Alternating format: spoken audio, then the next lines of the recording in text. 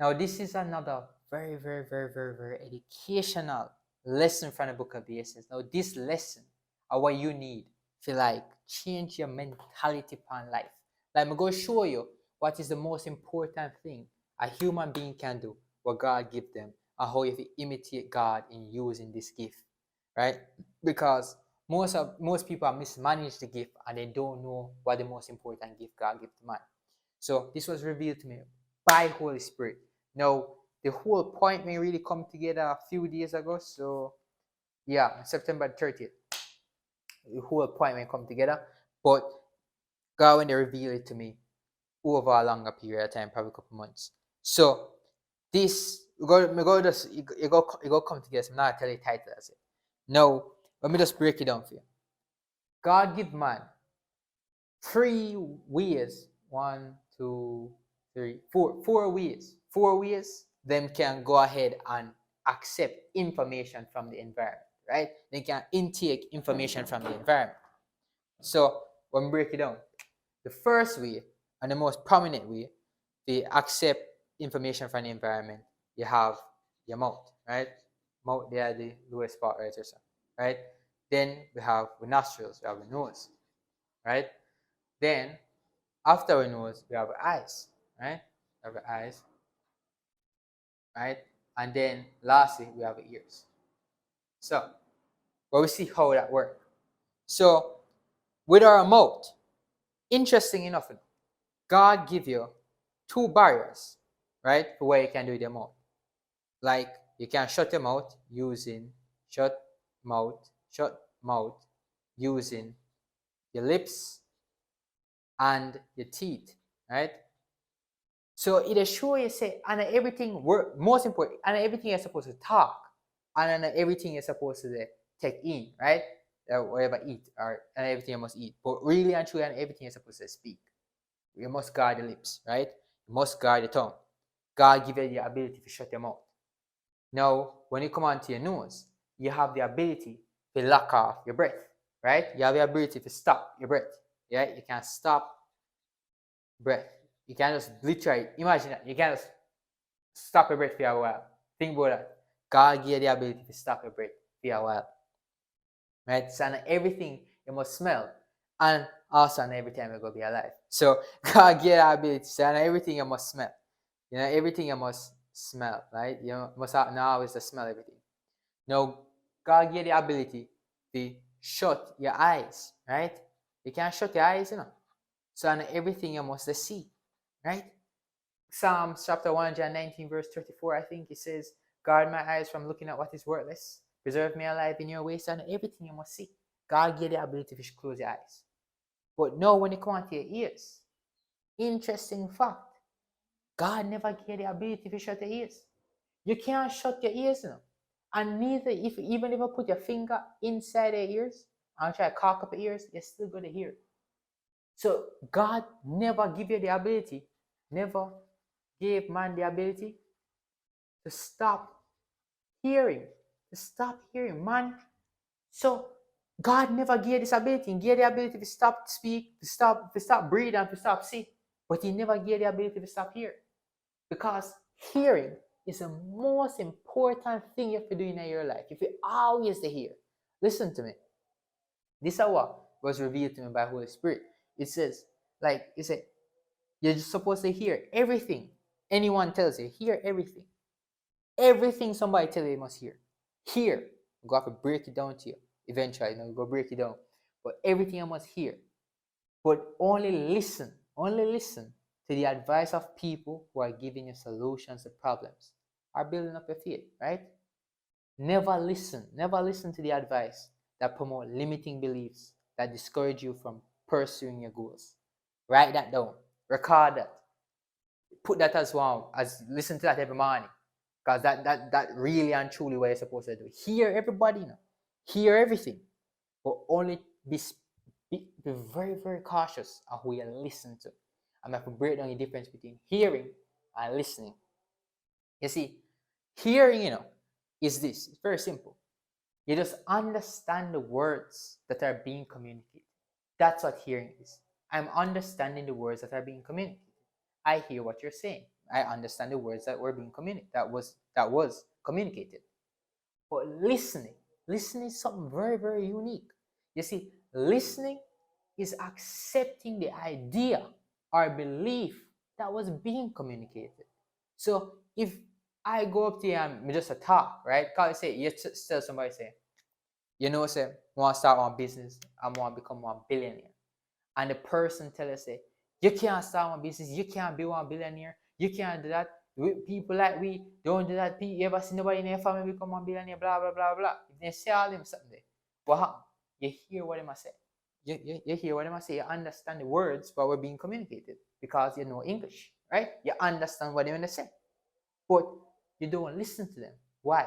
Because you don't accept that belief onto yourself. You don't take that limiting belief and put yourself in that box, right?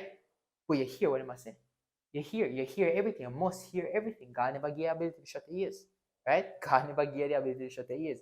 You can't stop here. You hear what they must say, but you don't listen to it. If somebody else come to you and say, yeah, I believe you can do it, you're smart enough to do it, and if you get disciplined, dedicate yourself and do it, you go become 1 billionaire. No, what you do? You listen to that advice. You listen. You accept that belief. You start realizing, all right, probably need to get more discipline. Probably need to start putting some more work now. You accept. You accept. You see the difference? And God and Jesus Christ did that. I'm going to show you this how. Oh, I tell you, the Holy Spirit revealed a lot in it, man. So, first of all, I'm going to show you Jehovah the true God did that. In 1 Kings chapter 22 and verse 19 to 22. Yeah, 22. Yeah. So this was when there was this wicked king named Ahab. God didn't want to destroy Ahab. So God called a council of all the angels and everybody in heaven, right? And God sent out a question. Listen to this one. It says this verse 20. It says, Jehovah then said, who will fool Ahab so that he will go up and fall at Ramoth Gilead? And one was saying one thing while another said something else. These are spirits. So it's one angel when they say something, another angel when they say something, another angel when they say something, right? Now, what you notice about that? When we go on a little bit further, so you can see the difference. 21 and 22, it says, then a spirit came forward and stood before Jehovah and said, I will fool him. Jehovah asked him, how will you do it? He replied, I will go out and become a deceptive spirit in the mouth of all his prophets. So he said, you will fool him. And what is more, you will be successful. Go out and do that. So God, this I want to listen about humility as well, but that's one another point. I will pray a little bit. But listen to this. Let me show you the difference. He says, so this was the prophet Micaiah. Micaiah was there. You went transfigured up into heaven. You went be there for like see what when they take place. It says, you said what prophet say? The prophet say, I'm not sure if you transfigured, but you went just dead there in that presence there when it happened. So what the prophet say? The one angel when they say one thing and the other angel when they say another thing. So what happens is that Jehovah the true God, when they hear what all the angels are going to say, when they hear them, you understand the words but then when they communicate to each other, because the angels were speaking, right? But here what happened?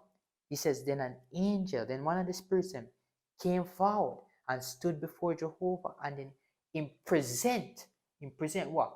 A solution to the problem. Remember? You listen to the advice of people who are giving you solutions to problems, right? And God what? Listen to this. You listen to the spirit. You listen to the angel when we come forward. How we know say God listen to the angel when we come forward? Because it says, you will, God, this is what Jehovah said, replied to the angel. You will fool him, and what is more, you will be successful. Go out and do that. So what that mean? God accepted the idea what the angel when communicating. The angel when give him a solution, God accepted it, the idea, the belief, and say, yo, go forward with that. That's a good plan. You see the difference? You hear God hear everybody, but you only accept, you only listen to the person when they present a solution to him problem. My God, may I tell you, this is a lesson where action packed with educational knowledge. You know how Jesus Christ did. My God, man, I tell you, if you watch the lesson from the book of the Essence, man, I tell you, Holy Spirit reveals so much to me, man, so much. Because it's not just one book of the book of the Essence. No. This is just one book. Man, so much lessons, man, I swear. Now, lesson, Jesus Christ, how Jesus Christ is. We'll go to John chapter 6, right? John chapter 6, famous account. Jesus has feeded thousands of people, right? Famous account. Now, what we should see how this will play out again. It says, John chapter 6 and verse 4, is verse 5, it says, when Jesus raised his eyes and saw that a large crowd was coming to him, he said to Philip, where will we buy bread for these people to eat? So Jesus had a problem. Jesus observant, like God. In another lesson at the book of the Essence, you realize that God is what? Observant. Jesus having the perfect man. Jesus observant. You realize problems. See there? Jesus, you have a problem. People need food. Need food. The problem. Jesus identified the problem. Jesus asking disciple, Philip, said, Philip, where will we go find food for these people to eat? Because people need food. Now, what Philip said was very interesting. And this applies to people in their life. So Philip said, this is how Philip replied in verse 7. He says, Philip answered him, 200 denarii worth of bread is not enough for each of them to get even a little. Even a little. So Philip represents many people in their life. Because you wonder, oh, what Philip said was very interesting. Philip was a closed-minded person. Closed-minded. Why? Let me show you what closed-minded people do. Philip, Jesus tells Philip that there's a problem, right? And asks Philip for a solution. Jesus says, where will we buy bread for these people to eat? Philip regurgitated the problem to Jesus in a different form. Philip never come with no solution. Philip just regurgitated the problem. He just said, 200 denarii worth of bread is not enough for each of them to get a little. They get even a little. Obviously, Jesus Christ, I know that. You know how much money they have. And you know, say, that ain't enough for that. But Jesus never asked that. Jesus never asked you, I want a solution. For a solution. Philip went close-minded. Close-minded people regurgitate the problem in a different format. They have no solution in close-minded. Now, so one interesting thing will happen next. Now, Andrew, the brother of Simon Peter, that's another disciple, says, here is a little boy who has 5 barley loaves and 2 small fish. But what are these among so many?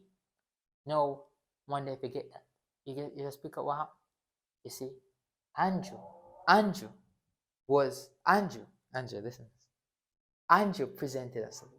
See, Andrew, you know. You see, Philip closed-minded. See, closed-minded Philip. I don't call him. No. Closed-minded. Philip was closed-minded. Andrew was solution-based, right? He was solution-based. But guess what? He had limited beliefs, right? You may have a solution, but you have limiting beliefs because he said, you present the solution. Here's one boy with 5 barley loaves and 2 fish. But, that means a contradiction will come now. What are these among so many? You have limiting beliefs. Now, did Jesus really listen to Philip? Did Jesus listen to Philip? No, absolutely not. Jesus not going to listen to people where regurgitate the problem. You hear what he must say. You hear what Philip said. You hear it, but you never listen to him. But listen to what you do. You listen to what Andrew said, partially. Because what we know happened next, Jesus took the 5 loaves and the 2 fish and then break them apart and serve it to all the people. So Jesus listened to the solution. He accepted that idea, but he didn't accept the limiting belief that come with it, right? Jesus, when we were open-minded, man. Oh God, listen.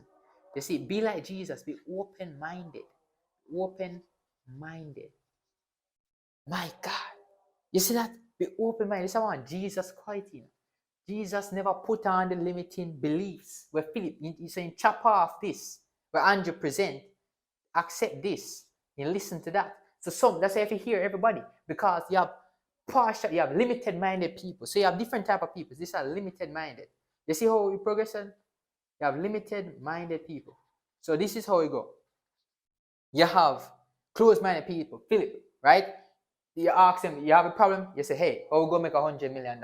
Philip close-minded come in and say, we can't make no $100 million. We live here, so we don't have them infrastructure there. We have to live in America to make them type of money, blah, blah, blah, blah. Close-minded people. Don't listen to them. You hear what they must say. You hear what they are saying. But in close-minded, so you don't listen to them. Then you have another friend, but limited-minded. Now, the limited-minded friend say, hey, well, we have the internet, so we can start one online business like one dropshipping store. But guess what?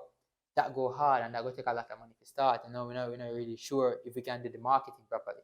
But listen. You listen to what this has said. You listen to what our friend has said, because guess what? Him present one solution, one dropshipping store. A solution, but him put a bag of limiting beliefs on it. But we don't have contact, we can't contact people in a channel, blah, blah, blah, and put a bag of belief on it. But a negative assumption. So you chop off that, you hear that, but you chop that off. You only take the solution and you be like Jesus now. Listen to what Jesus do. Very interesting. This is a Holy Spirit when I reveal it to you.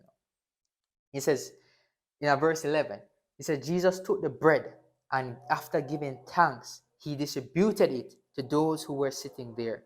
He did likewise with the small fish, and they had as much as they wanted. So we know for a fact, Jesus went take Andrew's solution. Andrew presented the solution, Jesus take it. But Jesus, because he just went open-minded, and give thanks. But what this means, Holy Spirit have to reveal this. It means saying apply the godly wisdom. The godly wisdom when we have. You may know how the miracle could have worked. You could have worked a miracle. You may know that. Right? That was something with him know, godly wisdom. And then he applied. Remember, in take, give thanks. He apply when we have the godly wisdom. He take godly wisdom and he applied to a limited, because we are limited solution. And then, listen to this now, and expounded upon it until it fully solved the problem. Now tell us, say, if you get this, I want to just change your life. So listen to what I do. Jesus Christ with the open-mindedness. Remember, Jesus Christ is open-minded, right?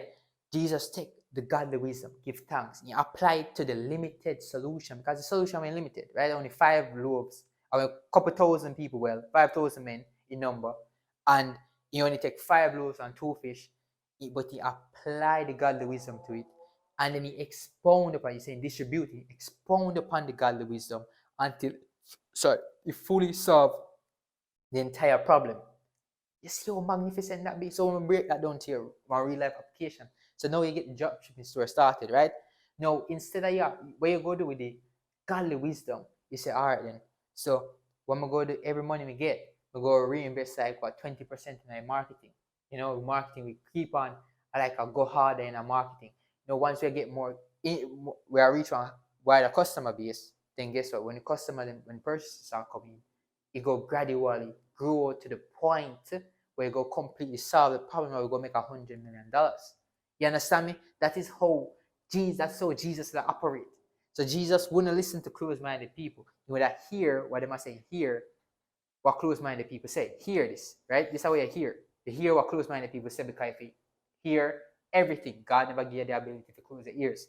But when you come out to limited-minded people, you only listen to their solution. You don't listen to everything they say. You just listen to their solution. You then present one solution, but they have a bag of limiting beliefs. So you have to discard that part, right? Discarding limited beliefs. But then in taking open-mindedness, that's why you need to be open-minded as an individual. Jesus Christ taking open-mindedness, applying godly wisdom, that is give thanks, apply the godly wisdom to the limited solution that was presented, that's 5 loaves and 2 fishes, right? And then he expound upon it, that is distribute, expound upon it until they fully solve the problem. And I tell you, I have a fantastic lesson. So this is what I revealed through Holy Spirit. So this is the most important thing I must do, is hear. Hearing is more important than even breathing. Why? Because God gave you the ability to stop a breath. You can't lock off a breath. You can't stop breathe. Right? So that means that hearing is more important. God never gave you the ability to stop breathe. Never gave you the ability to stop hear. Never gave you the ability to do it. So that means that you have to hear everything. But what? Only listen, and repeat this to you. Only listen to advice of people who are giving you solutions to problems and are building up your faith. That is what the only thing you must listen to. That means accept. Listen means accept the belief or accept the idea that was presented. Only thing you must accept are these things. You must not accept limiting beliefs. Jesus never accept limiting beliefs, nor the closed-minded regurgitation of the problem. Don't do that. So this is another lesson from the book of the Essays. We know, say, if you get this change your whole life, your whole viewpoint of creation. So yeah, take care.